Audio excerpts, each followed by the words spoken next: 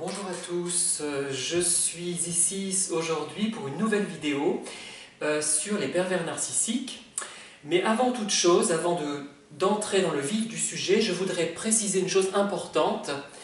À la suite d'un commentaire sur une de mes vidéos, je me suis rendu compte que certaines personnes pensaient que je parlais uniquement des pervers hommes et que je croyais qu'il n'existait pas de pervers femmes en fait.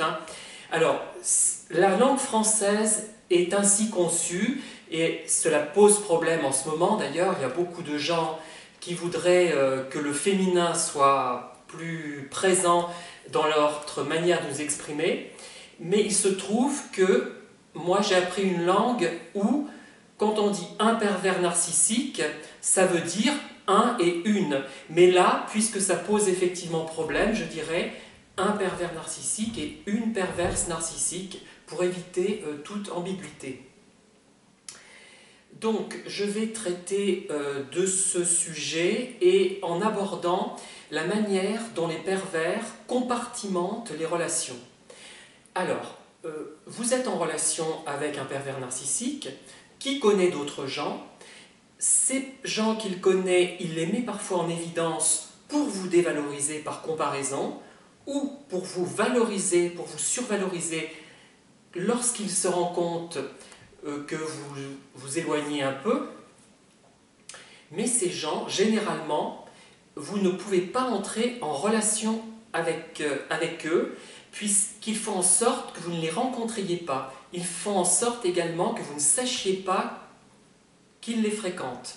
Donc j'ai plusieurs exemples qui me viennent à l'esprit. Donc j'ai vécu ça avec de nombreux pervers narcissiques qui m'ont toujours présenté des personnes qu'ils connaissaient, qui m'en ont parlé, pour évidemment me dévaloriser, mais aussi pour me rattraper en les dévalorisant. Mais ça, j'ai déjà expliqué ce phénomène dans une vidéo, le phénomène qu'on appelle de triangulation en quelque sorte. Voilà.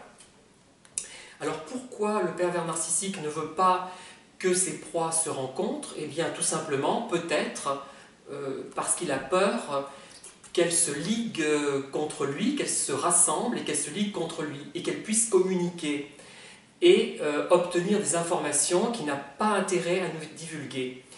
Mais récemment, je me suis rendu compte qu'un pervers narcissique avec lequel j'étais en relation était également en lien avec d'autres personnes, mais il le faisait en catimini et je ne m'étais rendu compte de rien.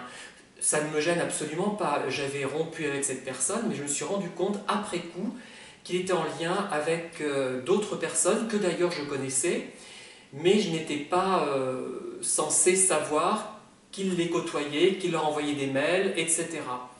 En fait, il avait, comme beaucoup de pervers narcissiques, plusieurs proies en même temps. Mais je reviens toujours sur l'idée que des proies vraiment gratifiantes pour lui, vraiment nourrissantes, il y en a peu, à mon avis. Surtout que les personnes auxquelles je pense sont des gens qui, bien qu'expérimentés, bien que, on va dire, un petit peu âgés, ils ont entre 50 et 65 ans peut-être, on va dire, je pense qu'ils ont quand même du mal à trouver de nouvelles proies suffisamment nourrissantes, suffisamment riches pour meubler en quelque sorte leur vie d'intérieur et sur lesquelles ils puissent se défouler. Voilà. Mais effectivement, ils s'efforcent toujours de faire en sorte qu'on n'entre pas en relation les uns avec les autres. Et je l'ai observé systématiquement, je dois dire. Lorsque les relations se font quand même entre les proies, c'est souvent par hasard, ou une fois qu'on a terminé la relation avec le pervers narcissique en question. Par ailleurs, souvent les proies ne sont pas conscientes que la personne qu'ils ont en face d'eux est une personne manipulatrice. Ils n'en ont pas forcément conscience. Ce qui fait qu'on ne peut pas, même quand on sait que tel pervers fréquente telle personne, telle proie, on ne peut pas communiquer avec cette personne puisqu'on sait qu'on va se heurter à un mur et qu'on n'aura pas la possibilité d'être cru. Puisque je pense aussi qu'en fonction des proies, le pervers agit toujours de manière perverse, mais de façon différente, ce qui fait que certains ou certaines qui sont plus ou moins superficielles se rendent moins compte du problème. Je crois que tout le monde, au fond, finit par s'en rendre compte, au bout d'un moment du moins. Je ne pense pas que ce soit possible d'ignorer pendant des années qu'on fréquente un pervers, à moins de vraiment d'être très novice sur la question. Voilà ce que je voulais vous dire sur les pervers narcissiques hommes et les perverses narcissiques femmes. Voilà, les deux existent, j'en ai conscience.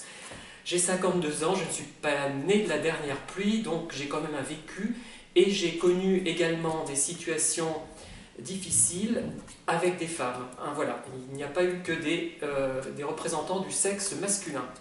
Je vous remercie et je vous dis à bientôt. Au revoir.